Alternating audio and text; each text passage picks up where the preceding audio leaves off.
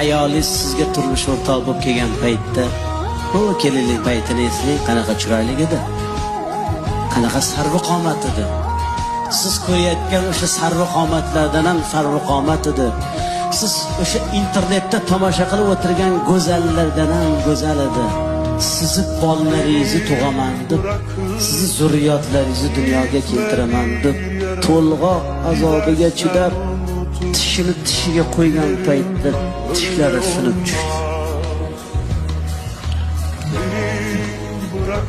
Kechalari yarim tunda uyg'onib, bolangizga alla aytganda ko'zlari qizarib, bedorlikdan, uyqusizlikdan ko'zlarini nurini yo'qotdi. Ko'zlari xiralashdi. Qoshidan qosh berdi, ko'zidan ko'z berdi, yuzidan nur berdi, yuzlariga ajin tushdi.